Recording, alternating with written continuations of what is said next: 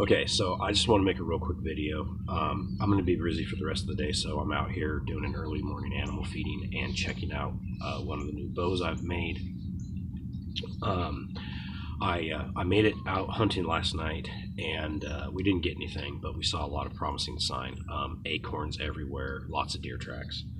I just don't think they were active right where we were, but on our way out we found some fresh sign, but it looks like they were kind of spooked.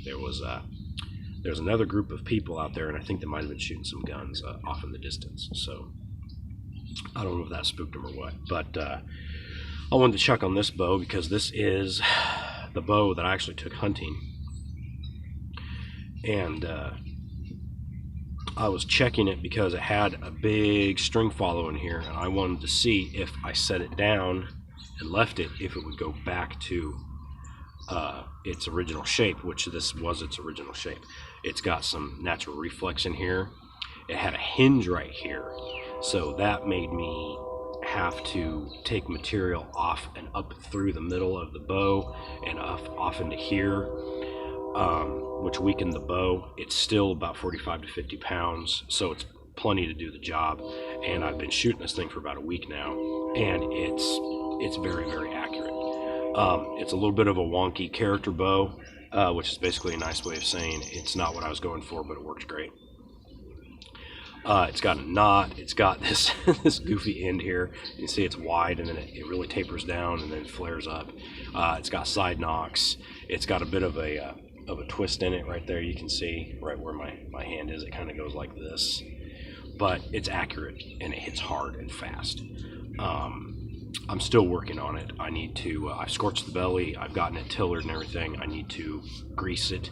I almost took my other bow hunting last night, but I really wanted to see how this one did, and it held up just fine. And like I said, it went back to its original shape, which it should. These stick bows will have a little bit of string follow, and then they'll straighten back out. And a lot of times they do take a little bit of string follow. My main bow has a lot. I would consider a lot of string follow, but that was also just kind of the natural shape of it because it's a real twisty type of tree.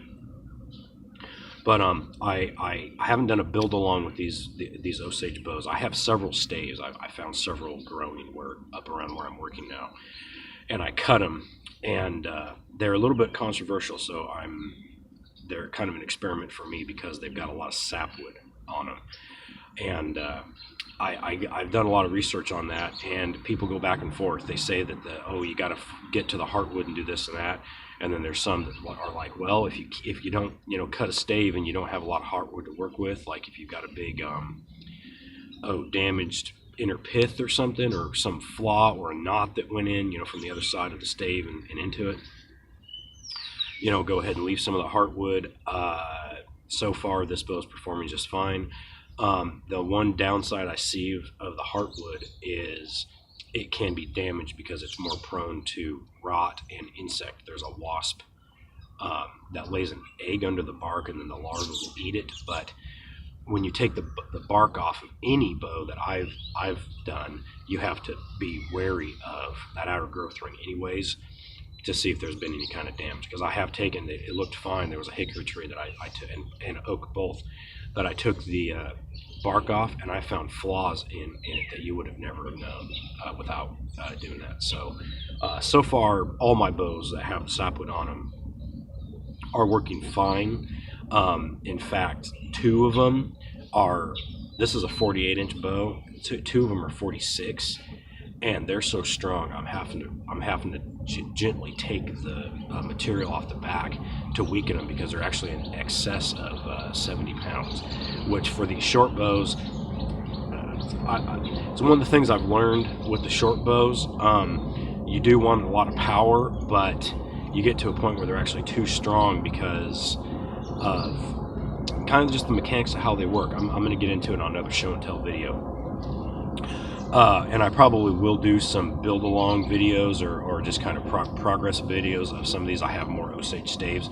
I just wanted to work the ones I had split and started before I started on my actually better staves.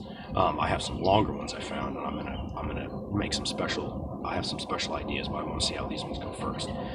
But anyways, that's a quick update. I got to get inside and get things going. But I have some Osage now, so that's pretty cool. I'm glad I finally found that. But I'm probably not going to get too carried away with trying to make bows strictly out of Osage. As far as strength and performance, I know Osage is great wood, but if I continue to build bows, I think I'm probably going to stick with hickory just because of it. It's out there and it's abundant. And a lot of my bows that I've made and given away to people have been hickory, and they work great. And then there's also the hornbeam or blue birch ironwood. It goes by 4 different names. Trains going by. But anyways, that's just my quick update. I'll see you guys on the trail.